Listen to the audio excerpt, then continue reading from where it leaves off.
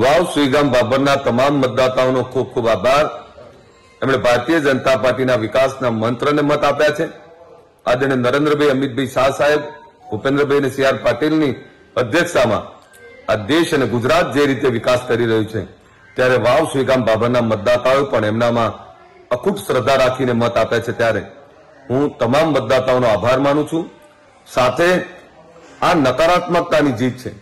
કોંગ્રેસ પાસે કોઈ ચોક્કસ એજન્ડા નહોતો, અમારી પાસે એજન્ડા હતો। અમે કરેલા કામોનું ભાથું હતું અને આવનારા સમયમાં આ વાવ સુઈગામ બાબરના છેવાડાના લોકો સુધી એ સડક, પાણી, વીજળીની સુવિધાઓ વધારે ને વધારે સારી કઈ રીતે કરી શકાય એના કામોનું એક વચનબદ્ધ સાથે અમે લોકો ગયા હતા।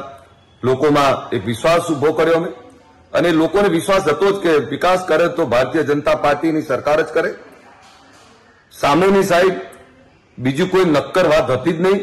વ્યક્તિગત હુમલાઓ, વ્યક્તિગત રાજનીતિ, એક જાતિવાદી ભડકાવાની, લોકો વચ્ચે વૈમનસ્ય ઉભું કરવાની, એક ડરનો માહોલ ઉભો કરવાની રાજનીતિ, એ લોકોને મનમાં ઝેર નાખવાની જે રાજનીતિ ચાલતી હતી એની સામે એક સકારાત્મક રાજનીતિ, વિકાસની રાજનીતિને જ્યારે વાવ સુઈગામ બાબરના લોકોએ વિશ્વાસ રાખીને મત આપ્યો છે, ત્યારે હું વાવ સુઈગામ બાબરના લોકોને પણ આશ્વસ્ત કરું છું કે આ વિસ્તારનો વિકાસ જે 7 વર્ષમાં રૂંધાણો હતો એ હવે વેગ પકડશે।